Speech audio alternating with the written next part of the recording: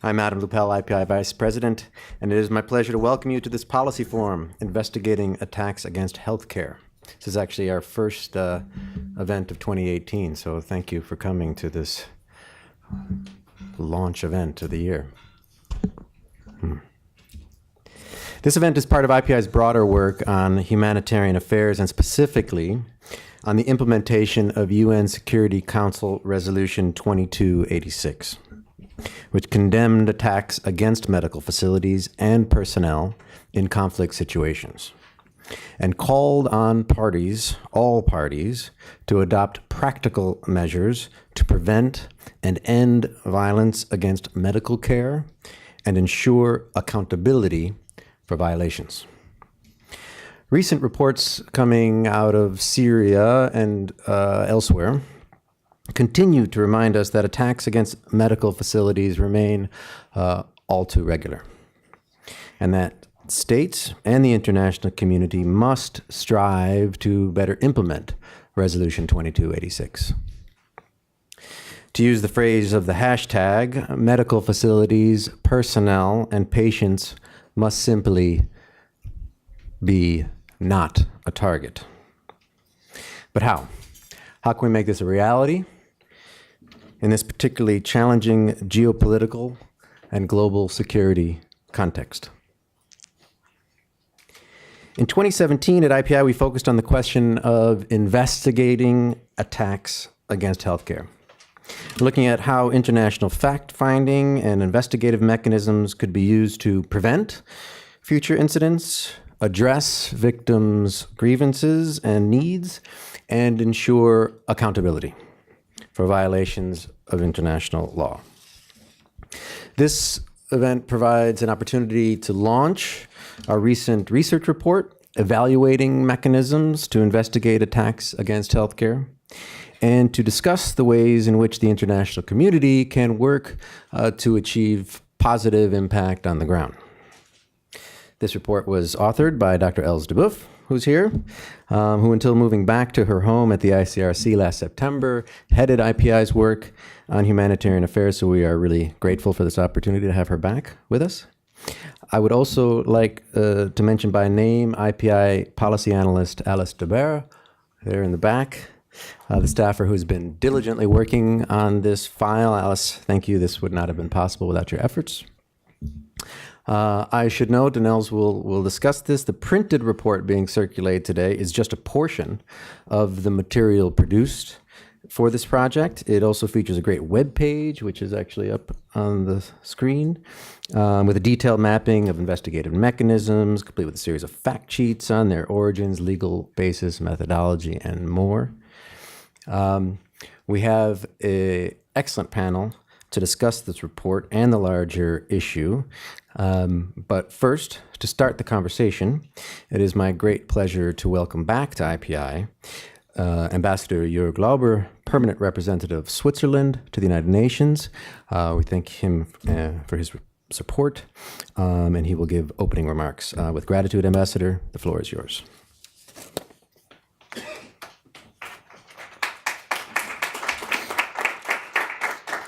Thank you much, Adam. Good afternoon, everybody. It's always exciting to be here, really, to see this packed room at IPI. We had a meeting this morning with the Secretary General where he proposed his 2018 priorities, and many speakers afterwards mentioned how much multilateralism is under stress, is under pressure right now. When I see all these faces in the room here, when I come to IPI, many young colleagues especially, I have to say I take heart. It's multilateralism, or at least the interest in multilateralism, is alive and kicking, and that's a very good thing because we need it. Adam, thank you very much for inviting me to address a few introductory remarks. So, colleagues, I would first of all, of course, like to thank the organizers, IPI, Adam, and your colleagues, but I also want to commend IPI and the authors of the paper we are being presented here today for this comprehensive report. It provides a highly valuable mapping of existing mechanisms for investigations of attacks against healthcare. It is also an excellent basis for further discussions to enhance accountability for attacks for such attacks as outlined in UN Security Council Resolution 2286. Why is this so important? Let me highlight two key elements. First, attacks on healthcare in armed conflict do really touch on the very basis of humanity and the very core of international humanitarian law. As a Swiss, I have to mention this. More than 150 years ago, the idea that the wounded and sick on the battlefields deserve protection and care led to the first Geneva Convention. It's really very much at the core of this. This principle is well established and among the most universally recognized in international humanitarian law, in international law as such. And one should actually assume that it is widely respected. But Adam just mentioned it. It's not at all the case. It's not only threatened, it's actually being targeted and violated every day. And let's be honest, in spite of the resolution adopted by the Security Council 2286, the trend has not been reversed since. If I look at the figures quoted in the report, I have to say that apparently not many people pay attention, not too many people, not enough people pay attention to the resolution of the Security Council on this matter. Hospitals, means of transport, healthcare providers and patients continue to be under attack. Ambulances are unduly delayed and access to people who need medical care is too often refused. Such acts often have not only immediate effects on the protection of civilians, they also have long-term consequences on the whole health system. The respect of international law is a core priority of Switzerland, notably in our role as depository of the Geneva Conventions. Considering the challenges today, we really need to reflect collectively on what more we can do to protect it. As an important contribution to this goal, Switzerland has, together with Canada, established, and we do this in Geneva, an informal group of member states, the ICRC, WHO, and MSF. This group aims at exchanging information and discussing how to implement Resolution 2286 on the ground. I mentioned this here because New York and Geneva have complementary expertise that offer a comprehensive understanding of the issue. There is medical, humanitarian law in Geneva, security in New York. Through our role as chair of the group of Friends for the Protection of Civilians in New York and as co-chairs of the informal group in Geneva, we are committed to help connecting the discussions and initiatives taking place in both locations. A second element that makes the issue of investigation so important is the link with accountability, another traditional priority of Switzerland. As the IPI report demonstrates, it is an area where more needs to be done as well. Investigating attacks against healthcare is an important first step to fight impunity and contribute to the non-recurrence of attacks. It is also a way to gather more information to inform political decisions. However, investigations are always a means to an end, not an end in itself, and an indispensable element for improved protection on the ground. At the same time, they must give way to effective accountability. If not, investigations run the risk of being run in a vacuum and at the end of the day lose their relevance. There's a chapter in the report talking about the dark side of investigations that talks about that in particular. Dear colleagues, to conclude, I would like to briefly address a topic related to the implementation of Resolution 2286, which Switzerland wishes to explore further in 2018, one of our priorities for 2018. As attacks against healthcare often occur in contexts where counterterrorism operations or so-called counterterrorism operations are taking place, it is important that humanitarian and health actors are allowed to provide assistance in accordance with humanitarian principles. However, there is evidence that in some contexts, counterterrorism measures can put limitations on the provision of impartial healthcare in areas where groups labeled as terrorists are present. For example, by targeting or arresting healthcare workers, or even deliberately deny assistance to the wounded and sick if they are affiliated with listed armed groups or groups that are labeled as terrorists. With the support of Switzerland, the Coalition Safeguarding Healthcare in Armed Conflicts and the Special Rapporteur on the Right to Health of the Human Rights Council are currently working on a study on the link between the provision of impartial healthcare and counterterrorism. This is definitely an issue that merits further discussion also in New York. So we are looking forward to working with these partners to better identify how to ensure that counterterrorism measures do not have adverse effects on the implementation of Resolution 2286.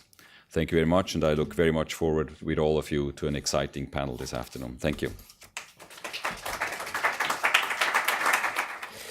Thank you, Ambassador, for your important remarks about how protecting healthcare is at the core of, at the heart of international law, and also for your brief comments on this very important issue of the link between provisions of impartial healthcare and counterterrorism measures and the need to ensure that they do not interfere. We will now turn to the presentation of the report. Els will come up and present the report from here, from the podium, so that you can see some elements of the project online, and then we'll come back up for the panel discussion. We have an excellent panel. Els, I introduced briefly in my opening remarks, but let me just say a couple of more details. Dr. Els Zuboff is currently the deputy head of the ICRC's regional delegation for Southern Europe. And as I mentioned, she is also our former head of humanitarian affairs here at IPI, where she initiated and led this project on the implementation of UN Security Council Resolution 2286. So we're grateful to have her back. Els, welcome back, and please, the floor is yours. Thank you very much, Adam. Thank you for your warm welcome and for inviting me to present this research. I'm very happy to be back in New York. I do miss it a bit. And I'm also wanted to thank Switzerland, but also Uruguay, Spain, and others in the room here, MSF, ICRC, for their leadership on protecting healthcare in armed conflict, and for having worked with IPI and us on working around this issue here in New York over the past 2 years, and I hope for many years to come, because the work is not done. Thanks also to many of the colleagues in the room that I see here that have very actively contributed to this research project. We did not do this alone. We worked with a lot of experts here in New York, and even brought in some people from abroad to come to our conclusion. So thanks to them as well. It's difficult to present all of this research in a short time, but I'll try my best. Maybe I want to kind of explain a little bit on why we focused on this in particular, because Resolution 2286 is about a lot of things. So maybe I'll explain a little bit the purpose and the focus of this research project, and then show you online what the outcome is, what the tools is, because we really wanted to kind of provide some practical tools for member states, but also other stakeholders to implement Resolution 2286. And then I'll walk through some of the key findings and the main recommendations of the report. I'm not going to come back. I think others have done that before on the numbers and on the impact of attacks on healthcare, on people, on individual people, but also on populations at large, and on global public health even. But I do want to make also a comment, picking up on what Ambassador Lauber said. I think indeed 2286 was a landmark resolution. It really brought the topic under the spotlight. I think the topic is still under the spotlight, but that's also because we still see on the ground maybe not so much difference. But I always want to nuance that, because when the law is respected, and when people do take better precautions and do take care, usually you can't really see the result of that, because it means that there are no attacks on healthcare. So we also have to think of that and stay motivated by the fact that we hope that resolutions like those, multilateral efforts like those, but then also bilateral efforts to follow up on that, do have an impact on the ground, but we can't always see it. What is true, however, is that we're far from being where we should be, and so there's more work to be done. With this research project at IPI, what we really aim to do is to, as Adam has said, to assist member state and other stakeholders in implementing and operationalizing Resolution 2286. We focused on fact-finding and investigations, which are part, beyond only the resolution, there's also the recommendations of the Secretary General and of the Red Crescent Movement and others. We focused on fact-finding and investigations for maybe two reasons. One is that they can have a potential impact on the ground if they're done well, but they're also relevant to the New York audience because there's a lot of operationalizing 2286 that really needs to be done on the ground at a national level. And so we try to also capture something that is immediately of relevance to diplomats and UN officials and the broader diplomatic community here in New York. We also chose to maybe focus on some of those recommendations that are maybe a bit more controversial, a bit more politically sensitive, because at IPI, I think one of the great advantages and powers of IPI is that it can serve as an informal and a neutral setting where we can bring together member states, but also other stakeholders to have frank discussions that can help move forward maybe more formal debates and more formal decisions that need to take place across the street. We focused also on non-judicial mechanisms, so not on mechanisms of international criminal justice. The reason for that is also that, on the one hand, these mechanisms are pretty well known and researched. We know what they can do, what they can't do, how to activate them. Investigative mechanisms that are not judicial in nature, that don't have prosecutorial powers, that don't have enforcement powers, these are maybe less well known and less well researched. So that's also why we focused on those. But also because we wanted to bring a bit more attention to the use of mechanisms, of investigative mechanisms, not only for direct accountability. And again, accountability can take many forms, but investigations can and do also serve other purposes than accountability. They can, and these types of investigations can really have an immediate impact on the ground. So we also wanted to kind of bring a bit more light on that. Because we're in New York and because we wanted to have something directly relevant also to the people here, we also focused on international mechanisms.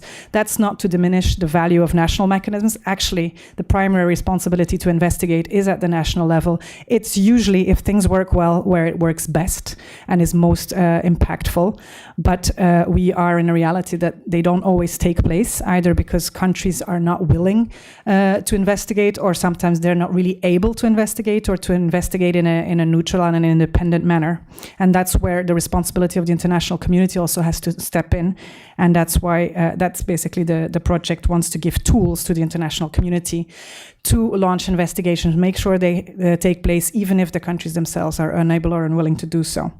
So what came out of this research, as Adam rightly said, there is a paper, but that's not the only one, and I think you really need to read the paper in conjunction with some of the other tools.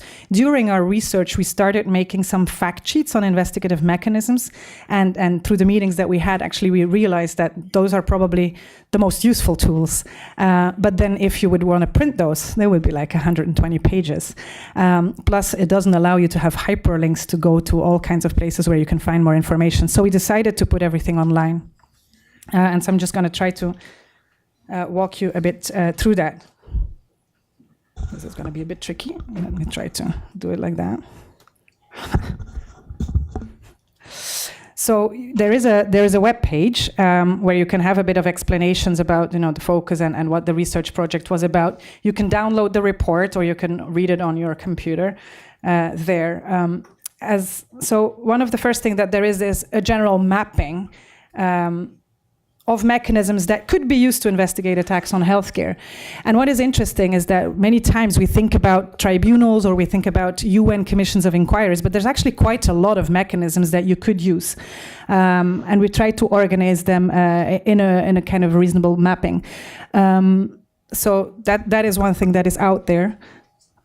And then we were not able to kind of have very detailed research on all of them. So we tried to focus on those that are most relevant. I said international, non-judicial, and then also the ones that we thought could be most helpful to investigate attacks on healthcare, or who actually have looked into attacks on healthcare. So that's where, if you go down, you can see like a reduced mapping. And that's actually an interactive tool that will read you two fact sheets on each of these mechanisms. So maybe that's not the best one to open, but if, what could we do? For example, if you take the International Humanitarian Fact-Finding Commission, the so-called Sleeping Beauty that has been awoken. So you will find in those fact sheets pretty detailed information about these mechanisms. And we've tried to organize them in a kind of consistent manner so you can compare them. So each fact sheet will have what is the legal basis and the legal framework for that mechanism and the legal framework in which it works. It will have a section on the extent to which their mandate actually enables them to invest all attacks on healthcare or some attacks on healthcare. The nature also of their investigative activities, their composition or membership, the procedure for creating or activating them. Like if you think about using this mechanism, that you actually know how it works and who you need and what you need to do that. Also the resources required to operationalize them, the possible outcomes of and follow-up measures to their investigations that there can be, and also whether and how they have so far been used to investigate attacks on healthcare. It's one of the things that I learned in New York. Precedent is important. So we try to kind of capture that for you. And it should be possible to get very quickly to the information you need rather than to having read through all the reports, which Alice and others who've worked on this project actually did, to kind of pre-select the information. Another thing that's on the website is this list, which obviously is up to date until the publication. So, but it was a big work to do. Basically, there it's organized by type of investigative mechanism. So here, for example, you have the UN Human Rights Council Commission of Inquiry. It'll list all the commissions that there were or the investigations that took place. And then in red, it will have those that actually investigated or reported on attacks on healthcare. So it gives you concrete examples of what these investigations were about and where they led to. And normally, if you click and then you go then straight to the relevant report. So let me go back to that and try to, yeah. Okay, so what we've tried to do with those tools and is to really provide something practical that member states and other stakeholders in this issue can use to think about which mechanism or which combination of mechanisms could be used in a given context. And then provide very practical guidance on how to put them in motion, how to support them, what to expect from them, what you can reasonably expect from them, and whether and how they've been used before for investigating attacks on healthcare. The paper itself then tries to draw on those fact sheets and the broader research to bring some general findings on the main distinctive features of different mechanisms, some of the inherent challenges in investigating violations of international law, such as attacks on healthcare, and a few concrete recommendations on how to make it all happen. I think the key message today on 2286 really remains walk the talk. I think we have very strong resolutions. We have a very strong normative framework. Ambassador Laubers mentioned it. The framework around this is very old. It's battlefield tested. It's still relevant. We have what we need in terms of normative and policy frameworks. What our research also showed is that we have a lot of mechanisms. And while maybe 1 or 2 years ago there was a lot of thinking about whether something new was needed for attacks on healthcare, I think one of the main conclusions of our research was there's not really a need for something new. It's much more actually using the mechanisms that exist for specific incidents in specific contexts, and to do that in a more systematic way and in a more strategic way. And that is very much reflected in the recommendations that came out of the research. When we want to engage in this strategically, what the paper does is there's a few elements that one needs to think about before saying we're going to activate this or that mechanism, in which sequencing, whether you do it at the same time or not. And there's a few things to consider here. And I'll kind of try to walk you through them. One is the scope of the mandate of the mechanism. Obviously, that's going to limit your options. And here, I just want to highlight two elements. One is that some mechanisms, they can investigate all types of attacks on healthcare, and some can only investigate very specific ones. And I think sometimes it's interesting to look at the specific ones. They might be more limited, but they might be sometimes a little bit more effective. And just that's, for example, something that we found interesting in our research. If you no one would necessarily immediately think of the OPCW, the Organization on Chemical Weapons, but there are actually investigative mechanisms there that are pretty well functioning. Obviously, they can only be used if attacks on healthcare are perpetrated using biological chemical weapons, but we know that has been the case. So it's an interesting mechanism also to consider. The other thing that I want to highlight is that a lot of the mechanisms that exist can only investigate violations of international law, and some of them only serious violations of international law. Now, attacks on healthcare, or if you, and I use that term as a kind of diminutive of something much broader, a lot of interference with healthcare in our conflict and incidents of violence against them are not necessarily violations of international law, but that doesn't make them less harmful to the people who are a subject of them and to the kind of broader health systems. And it's also important to investigate those incidents. Obviously, an attack on a hospital is very visible, it's very shocking, but what we've also seen from other research is that a lot of the less visible and less kind of blatant out violations of IHL that are interference of violence against healthcare, the cumulative impact of those that are much more numerous is often even bigger on the health situation of people. So we need to investigate all incidents and not only focus on the biggest ones, which could be, for example, war crimes. Another element that we really need, and it's probably the most important element to take into account when you strategically think on which mechanisms to use to investigate attacks on healthcare, is the purpose of those investigations. And I think that was really the key theme through all our research and discussions, is that is very, very important element to consider, because it will impact the type of investigation you need, the type of mechanism you need, the type of reporting, the type of membership, the type of experts you need, etc. So that's very, very a key thing. And what we found is, if you look more broadly at fact-finding and investigations in international law, is that usually they're done for four purposes, and there's like an overarching one, which is, and Ambassador Lauber has also mentioned that one purpose is to inform political action, is knowing what happened, to say, okay, what are we going to do about this? And that's an important element, which also sometimes the political action can serve, usually does serve, one of the other four purposes. As mentioned, as Adam has mentioned, one of the purposes is prevention. Prevention, really to find out what happened, what went wrong, and how can we identify concrete measures to fix what went wrong so that it doesn't happen in the future. But you could then also identify more than only to prevent and how you can prevent reoccurrence, but it could also lead you to what is the kind of damage that has been done, how we can repair it. And it could also identify potential other reasons to investigate, which are more in towards accountability. Accountability is a very different purpose for investigation, because there it's really making a statement about a violation has occurred and somebody needs to be held responsible for that, held account for that, possibly punished for that. It's a very different purpose, even though they reinforce each other.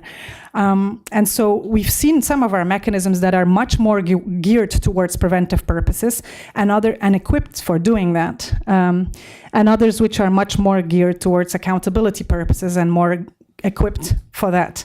And so when you select a mechanism, it's really worthwhile thinking what your purpose is, because it's going to have a very different impact. Maybe one thing to note is that we did see that very, very, very few of the mechanisms we looked at actually were mandated or did look into addressing the needs of victims. In terms of finding, addressing victims' grievances and needs. And that's not something that we found a lot, even though it could be done. But again, it's going to depend on the mechanism's mandate, and how it works, to be able to see if that's an element that can be taken aboard. It's not only what we also saw that I think is important is that the most efficient and effective investigations are done when a mechanism only serves one purpose and not all 4 or 5 at the same time. Why? Because there are the way you investigate in function of the purpose, it's just different. If you're going to have an investigation that is really aimed at what went wrong and how can we make sure that this doesn't happen in the past. It's a very different type of investigation then to see if was there a crime and who is individually responsible for that crime. And so it needs, what we generally see is it's not necessarily a good idea to try to, with one mechanism, hit home on all purposes. But this is where the variety of the mechanisms is interesting, because you can combine them, and that's why we say we have to think strategically. It's not either or. It's not either prevention or accountability. Both are legitimate objectives. Both are necessary. Sometimes there's an environment, a context, a political environment that is more conducive to advancing on one or the other. But it's not necessarily a choice. You can combine different mechanisms, and that's an important note to make. Also, what we did see is that even if you focus on one specific purpose, it can have a kind of side effect on the others. For example, sometimes a mechanism on accountability might not necessarily have immediately the impact it seeks, because it might not have access to if you take something like the Commission of Inquiry in Syria, a lot of people are frustrated because they can't go there, and it doesn't really result in something immediately today, maybe in the future, but not immediately today. But sometimes the specter of those things can trigger people into better behavior, and so have a preventive purpose. And in the other way, if you have an investigation which is really focused on prevention, and many times those investigations will be much more specific on a specific incident, they'll be more confidential, there will be less, obviously less public reporting, and there might be not at all that dimension of accountability. It's not, the purpose is not to find who did something wrong. It's more like what happened and how can we correct it. But that doesn't mean that such an investigation can't lead to saying, well, there's probably ground here to look a bit further and maybe go towards an investigation that has more of an accountability dimension. So they can reinforce each other. But it's important, what we saw is for mechanisms to be efficient and effective, to usually kind of keep those purposes separate. As I said, the purpose of the investigation is going to inform a lot of other things. So different mechanisms, they will have different types of investigative activities. Some are really more about monitoring and establishing kind of trends and patterns on violations. Some are going to be very specific. They're going to look at a single incident or a series of incidents. You can have some mechanisms which are much more looking at facts, what happened, without necessarily qualifying them legally. A lot of the mechanisms will look into whether a violation of IHL or human rights law was committed, but not necessarily going further and investigate whether that actually also led to a crime, because that's a very different type of investigation again. So which type of investigation is required and does which mechanism is most appropriate, again, depends very much on the purpose of the investigation. Another important element to take into account is the mandating authority. Some of these mechanisms, they can be created on their own initiative. For example, the Secretary General Board of Inquiries, that's really just the decision of the Secretary General. The Office of the High Commissioner of Human Rights can have its own fact-finding missions, which they decide on themselves. They don't need any authorization for that. Some mechanisms, they can be seized or activated directly by parties to the conflict or by member states. But most of the mechanisms that we looked actually have to have a mandate from a political authority, such as the UN Security Council, the General Assembly, the Human Rights Council, etc. So in the fact sheets, you find a lot of detail on what that means and how they have been used. Here as well, what we've seen in terms of general authorizations is that generally it's more difficult to activate mechanisms that require the consent of the parties, but they are usually a bit more effective as they can usually have more cooperation to the investigation and more willingness to follow up on recommendations. What we've also seen is that some mechanisms, if they are established by political heavyweights, such as the Security Council, again, they might be more difficult to get, but once you get them, you have also the whole power of the council that comes with them. And so you can sometimes have a more forceful follow-up that's possible too, as we've seen with some commissions of inquiry. The Security Council can result in a referral to the ICC or sanctions, etc. The mandating authority is also going to have an impact on the perceptions of independence and neutrality of the investigations. So that's something to take into account. And then the two last elements to really take into account is some mechanisms are going to be very much around functioning on the basis of confidentiality, so confidential reporting, which has disadvantages in terms of visibility and accountability, and others will have a much more focus on public reporting, but which can have an impact on whether you really can investigate properly, because sometimes you don't get cooperation, not only of the parties to the conflict, but sometimes even of the victims, the witnesses, operational agencies on the ground. So I'm conscious of the time, and I always need to be reminded. I'm impossible to stick to the time. It was much easier when I had to moderate events, because you don't really have to say so much. Anyways, so in conclusion, maybe just a few of the main recommendations of the report. Again, our main conclusion was we don't really need something new. We need to be rather systematically and strategically use the mechanisms we have. I'm sure Christina's going to talk around the monitoring and reporting mechanisms for children in armed conflict, where we put forth a few recommendations that we think could be taken so that that mechanism can be used more effectively and more systematically for investigating attacks on healthcare. So I'm not going to go there. I'm sure Christina's going to comment on that. Again, as I said in the beginning, the main message really is to walk the talk on this and move from political commitments and also thematic discussions to context-specific action. And that's where I think that member states should really live up to their commitments to systematically evaluate in contexts that are on the agenda of, for example, Security Council or the General Assembly, to see whether attacks on healthcare take place, encourage the parties to investigate those attacks, themselves or cooperating with international mechanisms, share good practices and resources and experiences, and where the parties are not able or willing to investigate, really activate or establish these international mechanisms, and then give them the resources and the political support and the follow-up that they need to have an impact on the ground. There's recommendations as well on how that can be done in peace operations, in UN-mandated commissions and inquiry, and also in, for example, Security Council sanction committees. And then finally, I would say, in order to kind of have that more strategic reflection and discussion between different actors also, because there's different member states, there are different other stakeholders that can work together on this, one of the recommendations is to establish a platform, an informal platform, probably not a group of friends, because if I'm well educated enough, that is only for member states, but in a kind of an informal platform where member states can lead and can bring together other stakeholders to discuss in a specific context what are maybe the different mechanisms that can be put in place, how we can make them, have synergies between them, how can they interoperate. And so that's where some of these strategic discussions could take place. I definitely call on member states that are committed to this cause to really think about seeing how they could set something up like that. I think it needs the member states, the political support to function. And I hope that the fact sheets and the other tools in this project will be of use in having such collective discussions or in your individual reflections on how to move forward on 2286. Thank you very much. Great. Thank you so much, Els. As everyone can see, there's a lot of material in this report and in this project, including on the website. So I encourage everyone to explore the material. We'll now turn to our panel.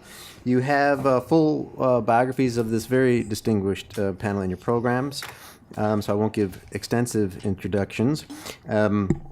But we have Dr. Christine Monahan. She's a research officer at Watch List for Children in Armed Conflict, where she provides policy advice to improve national and global responses for children affected by armed conflict. We have Mr. Jason Cohn, who is the executive director for Médecins Sans Frontières, MSF, in the United States.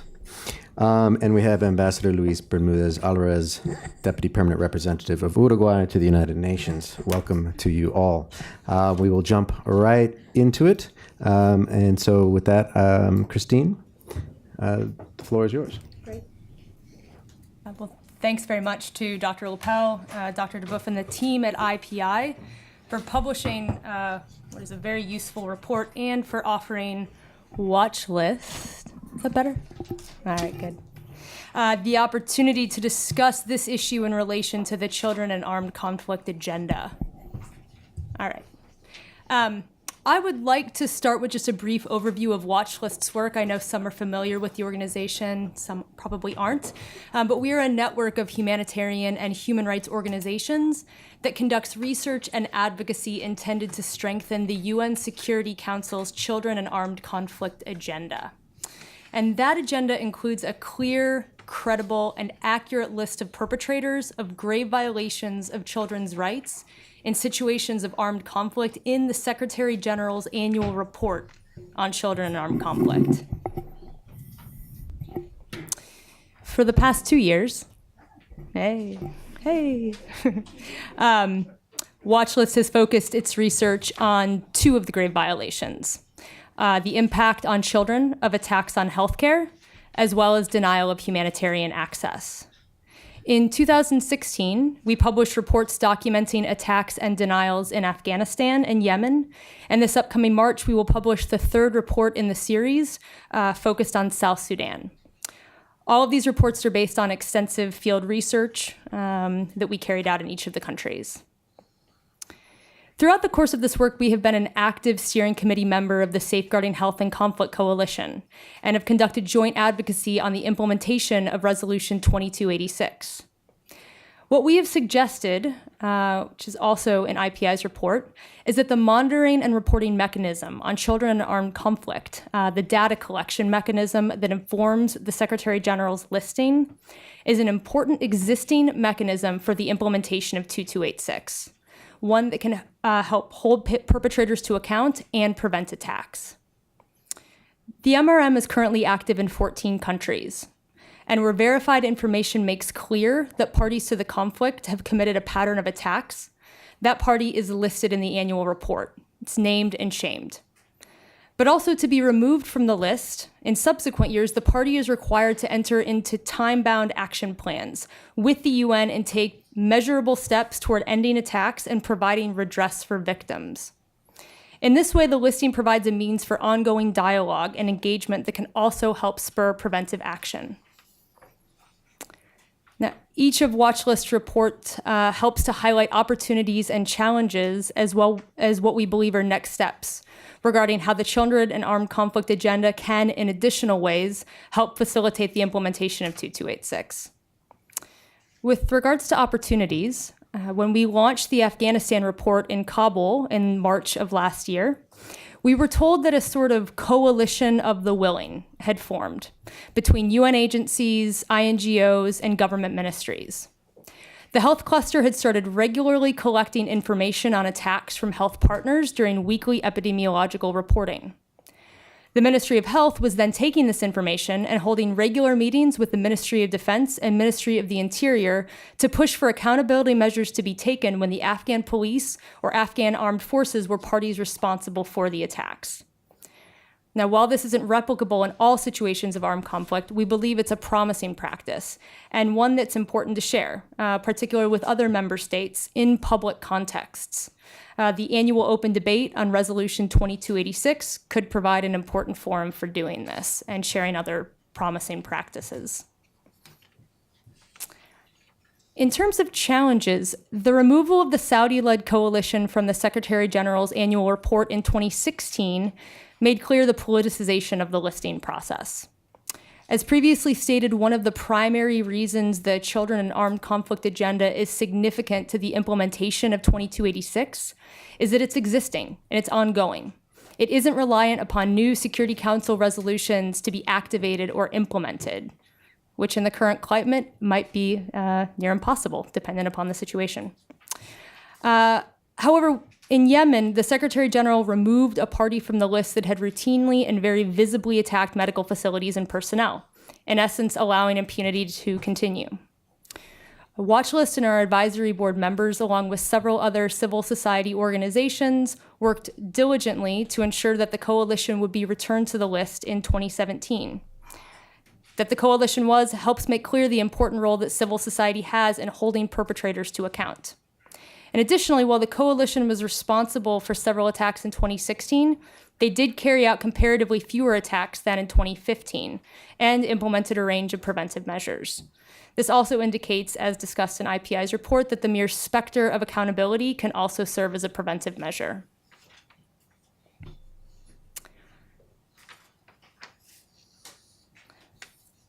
In terms of next steps, another recommendation in IPI's report is making denial of humanitarian access a trigger violation for inclusion in the Secretary General's annual report. Our research in South Sudan revealed that parties to the conflict are systematically attacking medical facilities and personnel while also denying civilians access to humanitarian assistance as tactics of war. They are significantly increasing civilians, particularly women and children's health needs, while at the same time significantly limiting their access to health care. The research also revealed that including denial of humanitarian access as a trigger violation could result in the listing of parties that are not listed for attacks on healthcare. And in this case, the government of South Sudan is a good example. In the Secretary General's 2017 annual report, there were 28 verified attacks on medical facilities and personnel, but 445 incidents of denials of humanitarian access.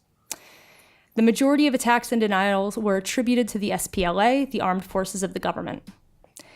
So with the launch of South Sudan's Field Monitor report in March, we'll be exploring possibilities for including denial of humanitarian access as a trigger violation. And finally, in all of Watchlist's reports, we call for the establishment of international independent investigative mechanisms, either by the OHCHR, the Security Council, the Human Rights Council. Any of the other mechanisms detailed in IPI's report would be a tremendous step, one that signifies to parties to the conflict that what has almost become a normatized tactic of war won't be allowed to continue. The civil society reports that Watchlist and others have produced, documenting incidents of attacks, as well as the Secretary General's annual report, are important for naming and shaming and as tools that can help make a strong case for the establishment of additional mechanisms. So in this way, and as Dr. DeBuff said, we might think of these different approaches used concurrently, sometimes sequentially, but not in mutual exclusion.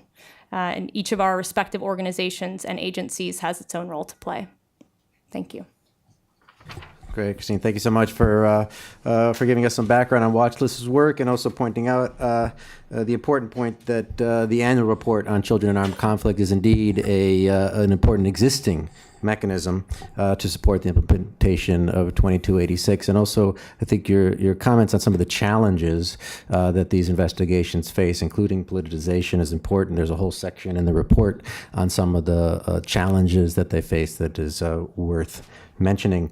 We'll now turn to MSF. MSF, as I think is widely known, has been a key player and advocate on this issue of attacks against healthcare, most famously following the attacks on one of the hospitals in Afghanistan.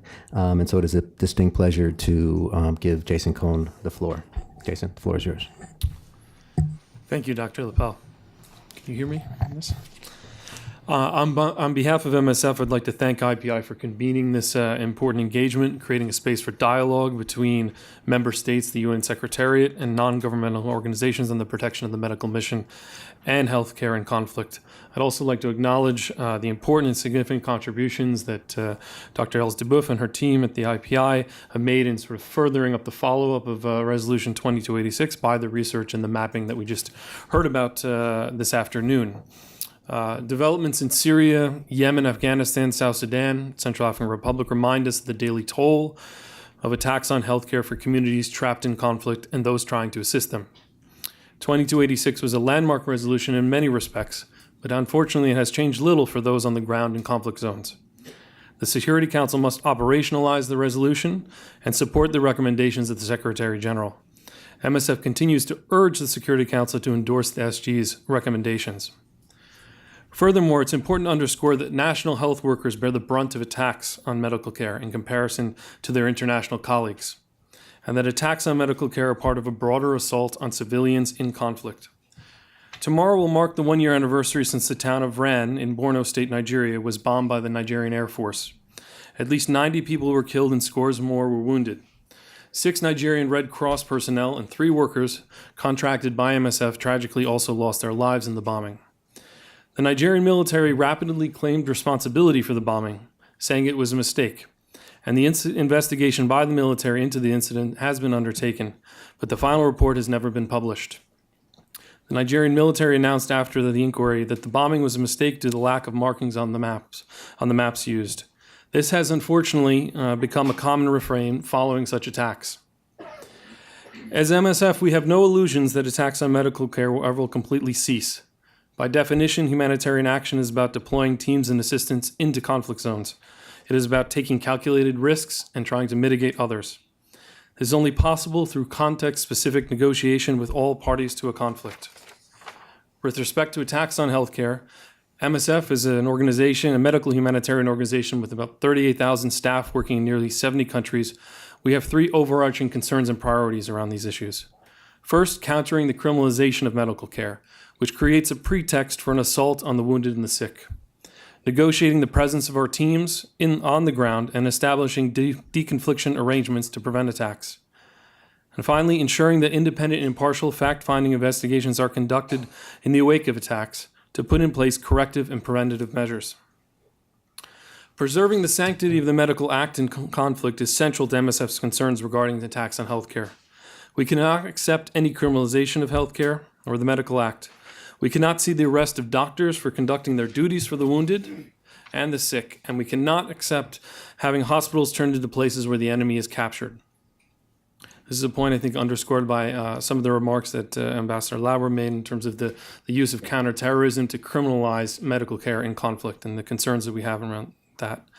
In our experiences, abuses of the protected status of medical facilities and personnel leads to patients not seeking health care and increases the toll of armed conflict. That is why we remained very concerned by any efforts at the national, regional, or international level that would criminalize medical care or humanitarian assistance. Under certain national legislations, any exchange with or payment or even involuntary diversion of goods or funds to groups designated as terrorists is understood to be a breach of the law, and humanitarian workers can be prosecuted for it. However, MSF needs to ensure solid communication with the parties to the conflict and with all those groups that could represent a limitation in terms of access and security. We must have this dialogue in order to reach our patients and to ensure their access to our services. In short, we will always stand in opposition to efforts to criminalize medical care for the wounded and sick and initiatives that prevent our teams from establishing a negotiated humanitarian space for our patients. Which leads me to my next point on the negotiation and deconfliction with parties to the conflict. It is critical to the provision of impartial medical care and humanitarian assistance that deconfliction arrangements are both established and respected by belligerents, and that states take all necessary measures to ensure the maximum protection for the wounded and the sick, and those who assist them. This is the only way for humanitarian actors and parties to the conflict to inhabit the same theater of operation that we see in many complex and dangerous conflict zones today. As MSF, we have seen some positive developments in the engagements with belligerents following critical incidents, specifically with respect to U.S. military forces. After the Kunduz incidents, MSF was able to put in place more robust procedures for the identification of our medical facilities in contexts such as Afghanistan and Iraq.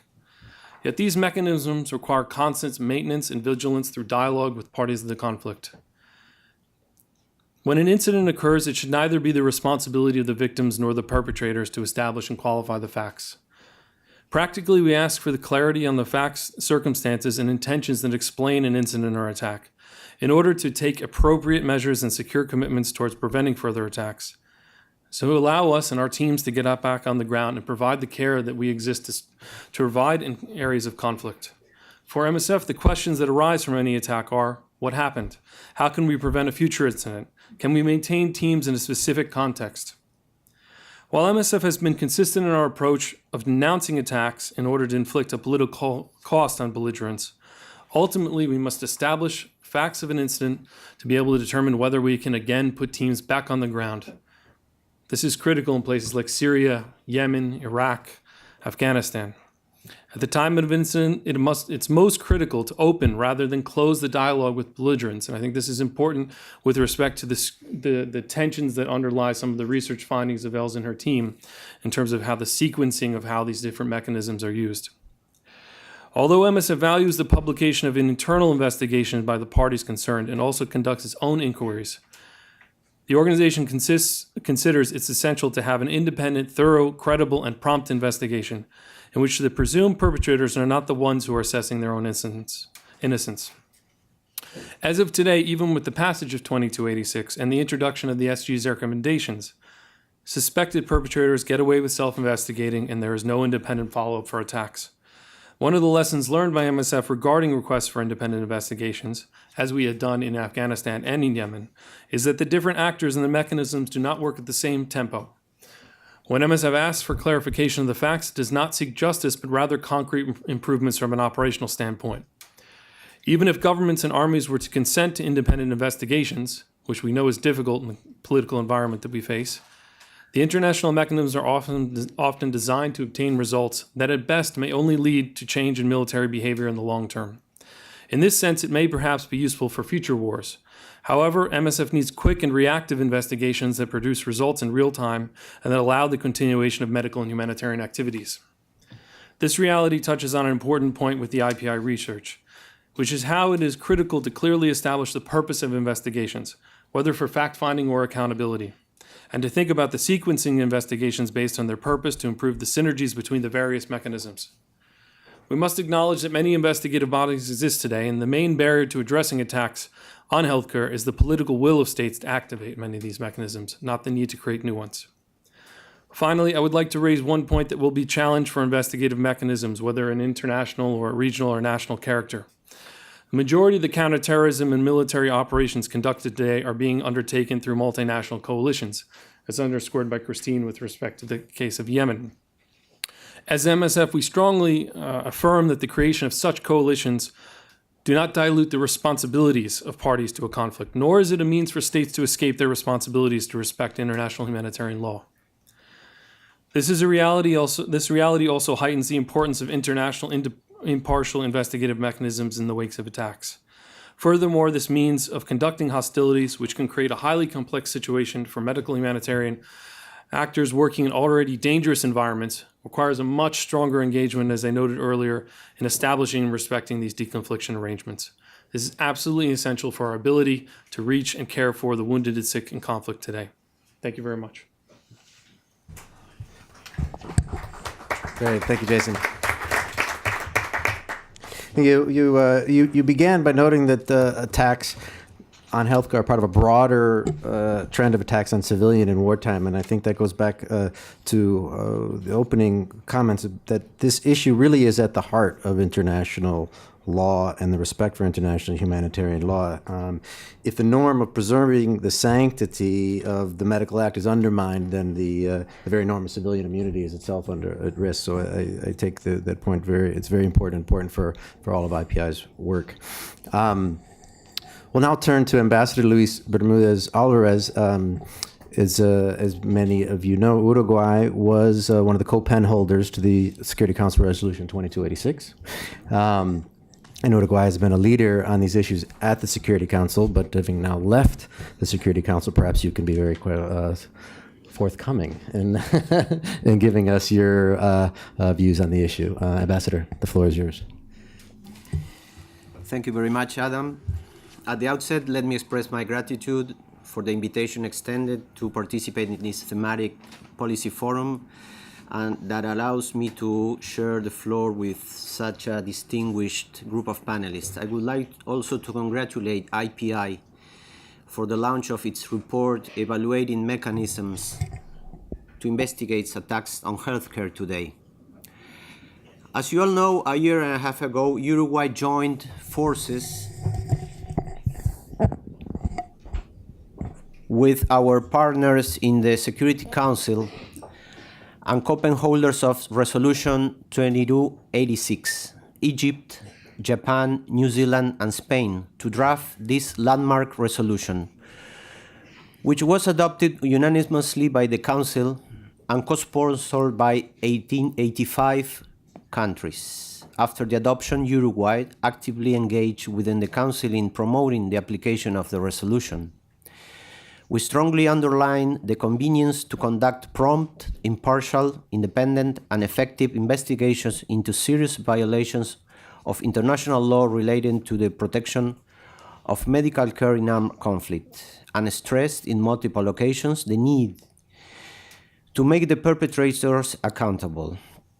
We tirelessly express the importance of non-politicization of the issue, proposed language related to the protection of healthcare in conflict in draft resolutions and other documents issued by the Security Council, referred to this matter in interventions in our national capacity, and encourage the use of mechanisms available, such as the referral to the International Criminal Court.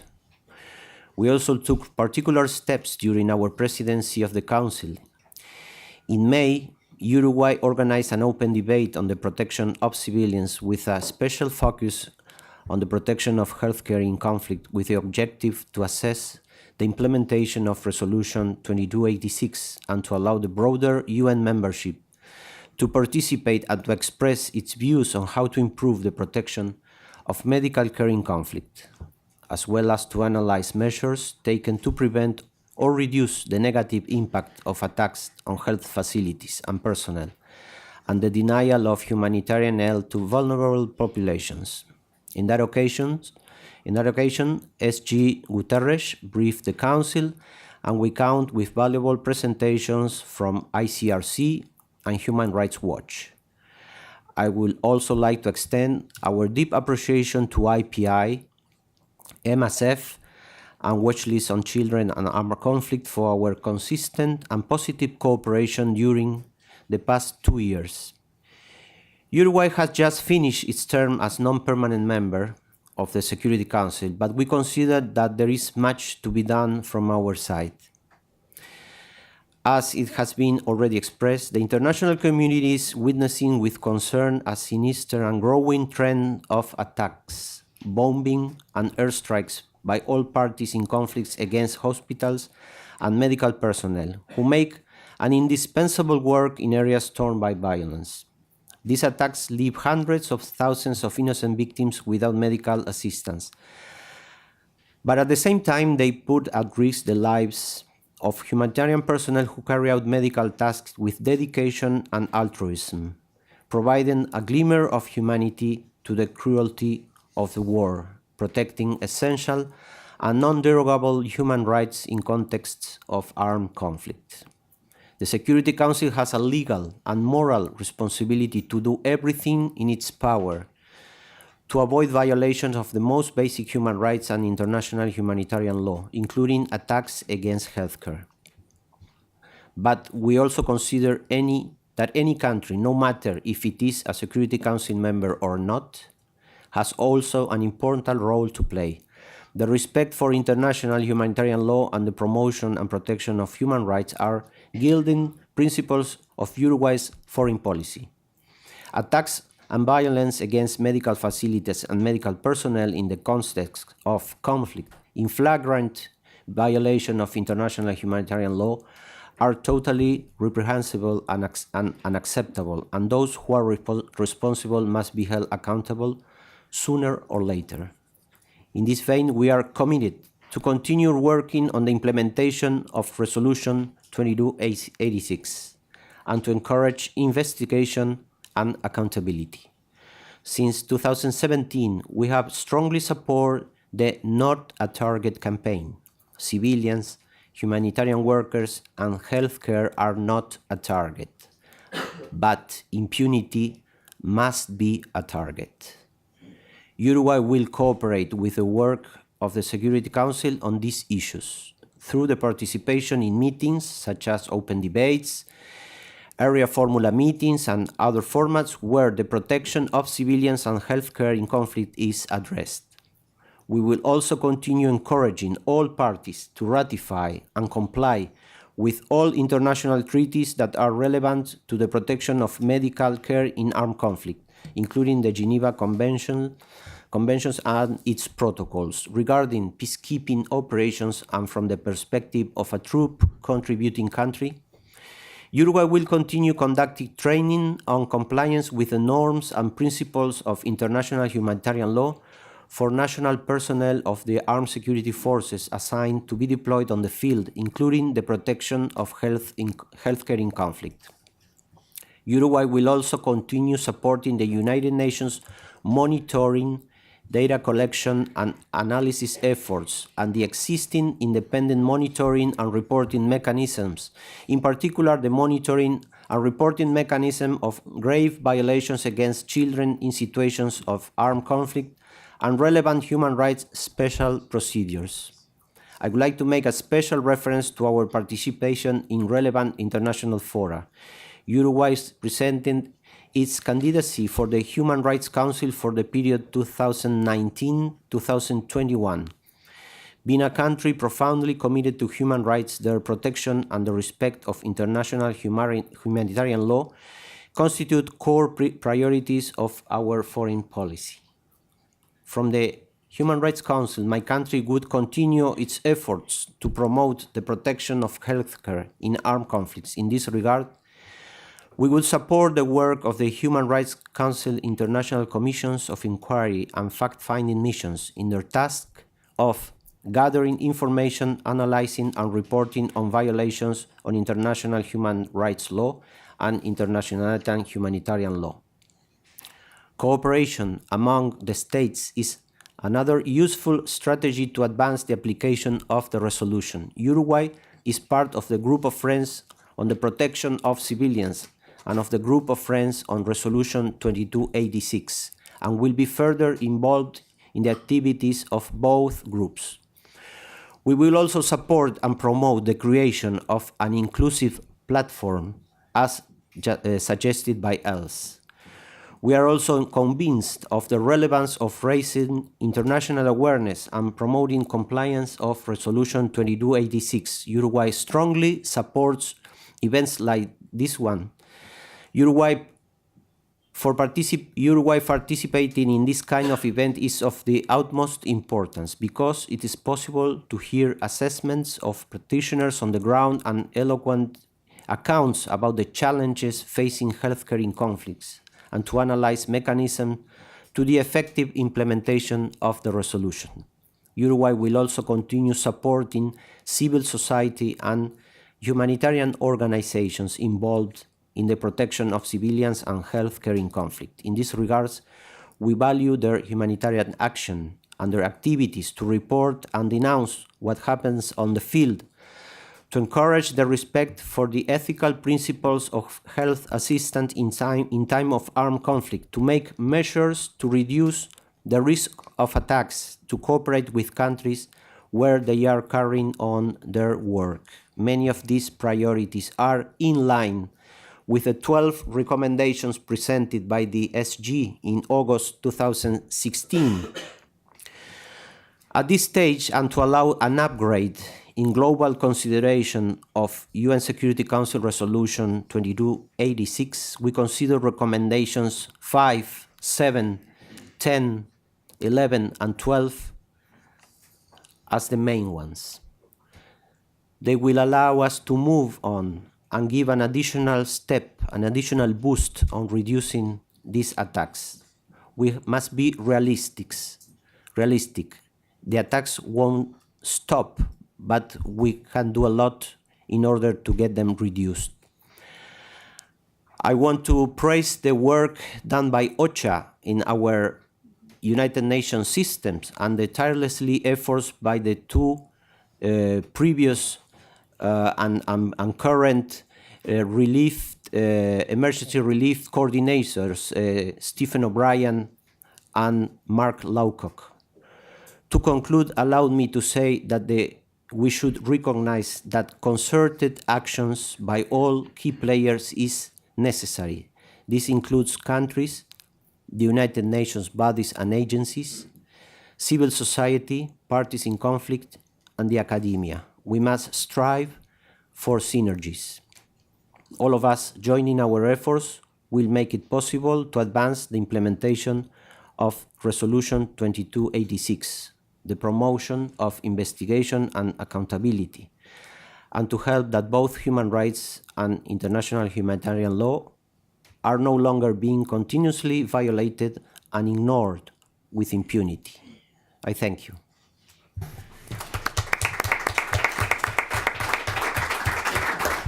Great, thank you so much. I don't know if in this context it's appropriate to call it a call to arms, but I think it's a real call that this is something that really merits the involvement of all parties. So thank you for reviewing Uruguay's role in advancing this issue.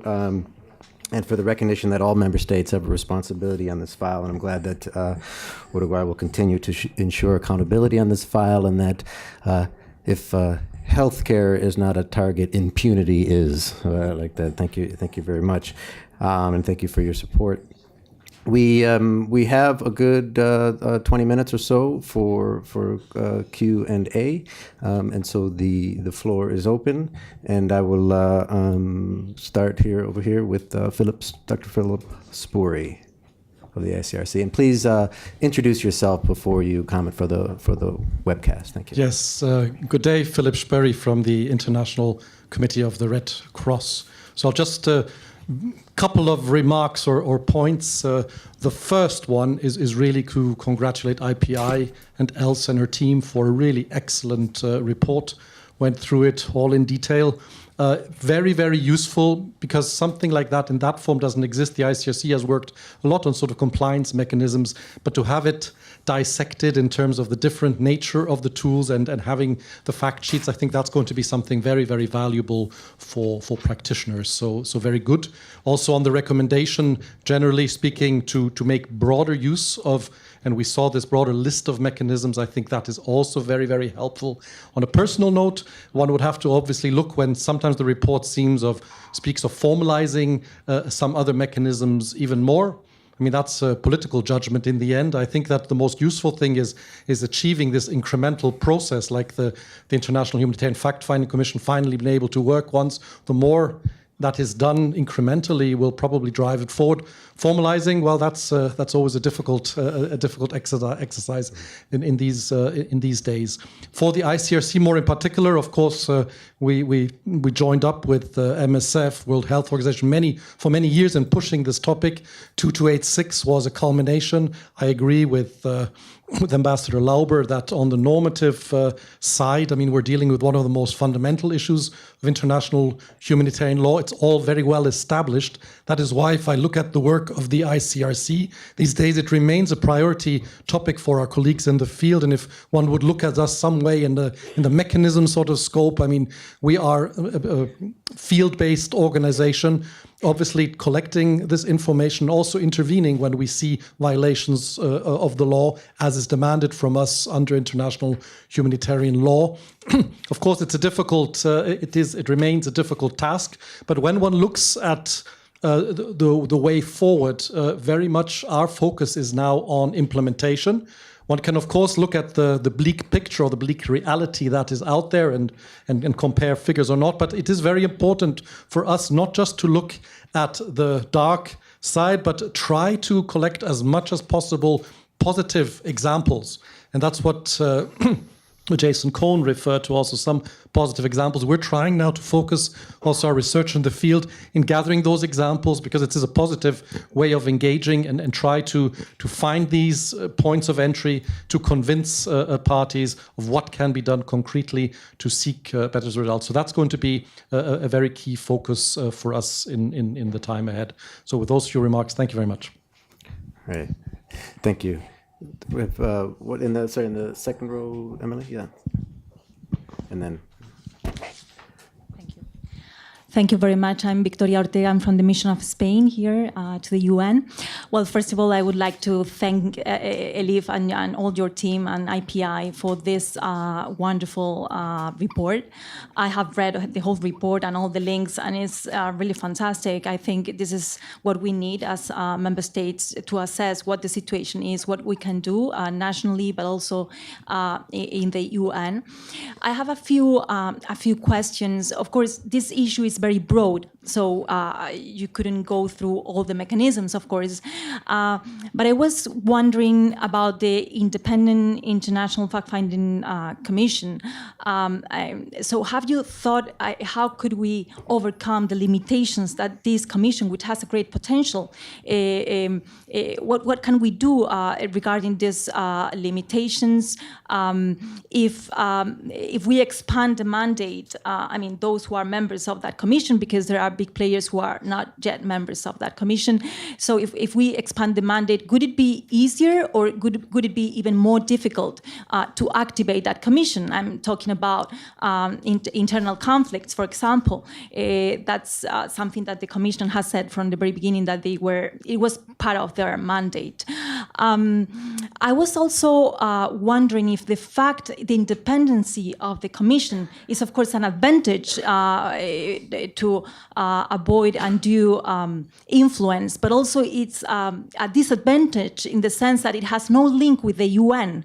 It has no link with other movements, the Red Cross and Red Crescent organizations. So if you have thought about this issue, and I was very interested with the MRM and the CAC mechanism. I think this is one of the most interesting mechanisms regarding this issue, and I hope that the mandate can be expanded. But I have a question for all of you. Did any of these mechanisms, investigating mechanisms, when were put in place because of an attack on healthcare, had an impact or contributed to prevent attacks? Could you say that? Thank you. Great, thanks. Those are some great questions. I'm going to take just one or two more questions, then we'll come back to the panel. So we have here and then back in the middle. I'm Dr. Danieli of the International Organization for Victims Assistance. I recall our own book, Sharing the Front Line in the Back Hills, on the cost to the interveners of serving out there, and I would give you the reference later, just so it's recalled formally maybe. But in your presentation, you mentioned, you concluded that we don't need more mechanisms. At the same time, you mentioned that the focus on victims is the least available. Wouldn't you recommend that more attention be given to the needs of victims and the needs of investigating victims? And in this case, it's not only the patients, it's the health givers, it is the institution itself. I mean, it's quite a complex situation. And of course, the ICC has the rights and can be of help in coordinating. But if so, we will be with you all the way. Great, thank you. We'll take one more question and then we'll come back to the panel. Yes, here. Thank you very much. Julien Piacibello from OCHA. Yeah, right. Sorry. I want to see you, Julian. Yeah. I just wanted to thank, of course, IPI for organizing this event and for a very, very useful and valuable report. I particularly appreciate the approach of looking at investigative mechanisms which are not necessarily linked to accountability processes. I think it's a very interesting approach, a very kind of innovative approach, and it underlines really the breadth of the issue, which is not only about judicial accountability, but also about understanding a bit better what is happening. Talking about the breadth of this issue, as OCHA, we are of course committed to following up on this issue via the POC report, via the briefing of the Secretary General on the implementation of Resolution 2286. And I think one of the challenges for us will be to keep this issue as a very broad one as it is defined in 2286, not to lose sight of the fact that the resolution is first and foremost about the wounded and sick and not a resolution about the protection of medical personnel only. That's not always the case. And therefore, keep in mind issues such as the criminalization of healthcare, access to medical care, all those issues that we should keep in mind. I would like also to thank very much Uruguay with whom we had a great working relationships and who really championed this issue in the Security Council, brought the issue to the Security Council at least on 3 occasions during their presidency. That was really a demonstration of political will, and we will need more of this political will going forward. And finally, in reaction to what Phillip said, we are very much on the same line. We need to showcase some positive examples of practical measures, things that work. Els said that the things that work are not visible. It's true. It's more visible to showcase an attack against hospitals than to showcase, some paragraphs in military manuals that provide for specific measures to protect healthcare in conflict. We very much intend to, as OCHA, with the tools at our disposals, with the POC report, with the briefing of the Secretary General on 2286, to showcase good practices on the implementation of Resolution 2286. Thank you very much.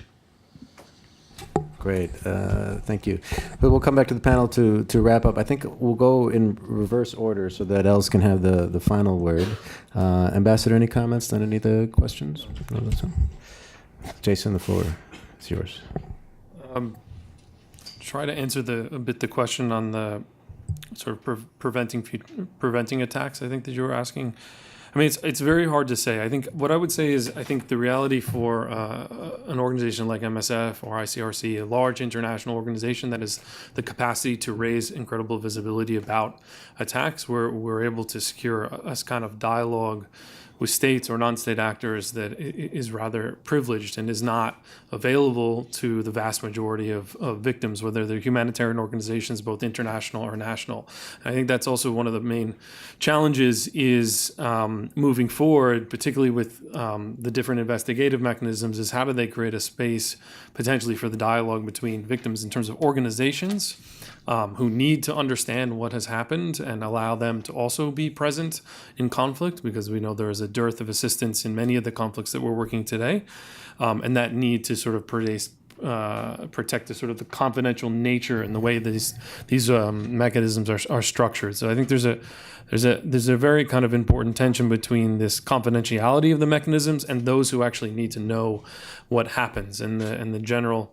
With opposed to sort of pursuing justice, accountability, these kinds of things, which are much longer processes, right? That are very important, as are the grievances of victims. They're very important, but they're much longer processes than is really workable for humanitarian organizations to see whether or not they can re-enter a particular area, be present in the conflict in the long run. I would say. Thank you, Jason. Christine.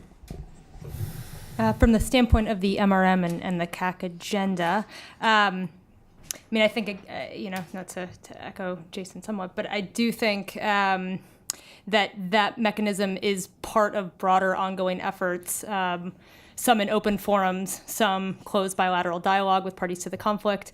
But what the agenda can do when it is used most effectively is put a spotlight on parties to the conflict. And for some, they're very sensitive to this, particularly governments, more so than often non-state actors. So I think that's probably one of the more promising ways that the agenda can be used, is to put the spotlight on parties to the conflict and use that, particularly where it's in the interest of parties to not be on the same list with, say, ISIS, for example, and be sensitive and aware of those dynamics. Great, thank you, Els. A lot of questions still on the table for you. The final words, response. Thank you very much. I'll try to be to the point. I think maybe to start with take them in the order that they came on. The question on the International Humanitarian Fact-Finding Commission. Actually, at the very end, I was very much doubtful whether to put the recommendation on formally expanding the mandate of the commission, because it kind of makes sense from an academic purpose, but I think politically it has its advantages and its disadvantages, and I think the focus shouldn't be there. I think the focus should be really on using the commission. And And she has been awakening that sloop, but more needs to be done to do that. So I, rather than focusing on expanding its mandate, I would really focus on using it. And in a way, if you have political will and agreement to use it, you don't need any treaty. You don't need any formal or legal obligations to do that. So I would definitely encourage the use. I think it's also important to accept its limits. It's not the same thing as a UN Commission of Inquiry or a judicial mechanism. It's not that. It's not meant to be that. It has a very precise mandate, a very precise purpose, which is really to prevent violations of IHL and to restore respect of the law. And the way it's designed is actually in the most efficient way to achieve that. So it does mean that if you use the International Humanitarian Fact-Finding Commission, you're not going to move much forward on accountability, not on legal accountability of bringing war criminals before justice, but not on political accountability necessarily either, because it's not about naming and shaming. It's not about the publicity. But that is also an advantage because you can see that as something positive, especially knowing that there are other mechanisms in which you can push forward on accountability. So I think that's where it's very interesting, is to say use the different mechanisms for different purposes and don't link them too much together. Coming to what you said, like, is it a disadvantage that it's independent from, it's not linked to the UN, it's not linked to anything else?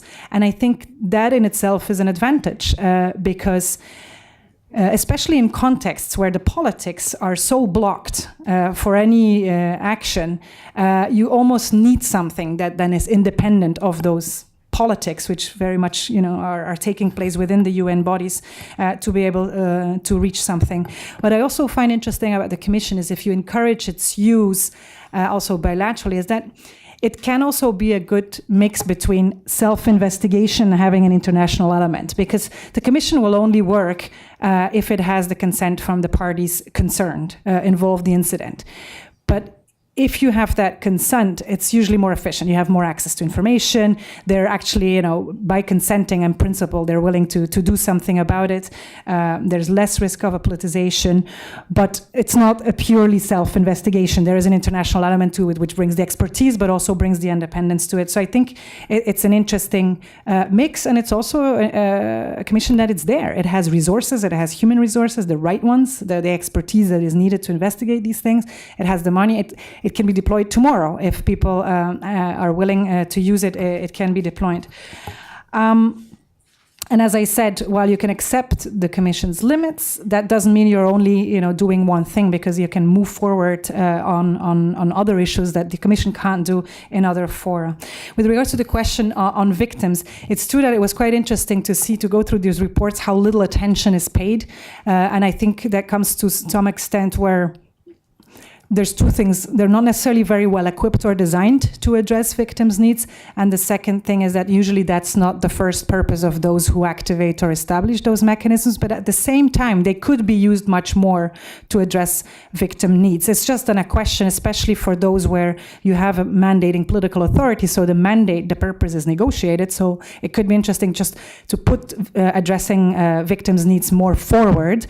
And there as well, you very rightly mentioned, the victims are not only the ones that got killed in the incident, it's also the infrastructure, it's also the broader population that are victims of attacks on healthcare. So looking at reparations is important.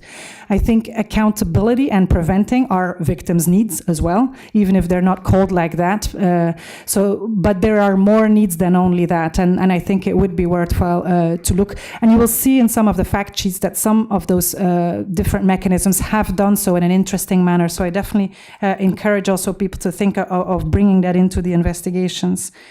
And there was another question. No, I think one thing also mentioned by Julien from OCHA and by other speakers, and including also Uruguay, is the importance not only of showing positive examples where the law is respected, but also showing positive examples of actually people investigating these things and it leading to results, either accountability results or other results, addressing victims' needs or preventing future attacks.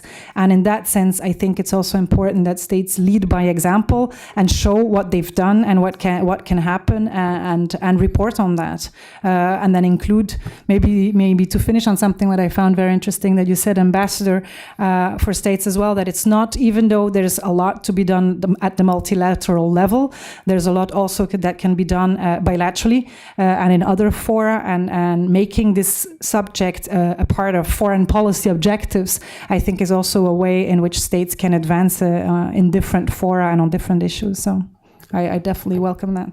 I'll stop there. Great, thank you, Alice. I think, I could not even begin to sum up the conversation, but I think that one thing that I would just say is that clearly 2286 was a landmark resolution, but not enough has changed on the ground. So there's a lot of work to be done, but we do have tools in order to advance this agenda. So IPI's work will continue, and I think with member states like Switzerland and Uruguay, we know this agenda will continue to advance. And so I want to say thanks to them, thanks to our partners, thanks to all of you, and please stay tuned for further work on this issue. Thank you all very much.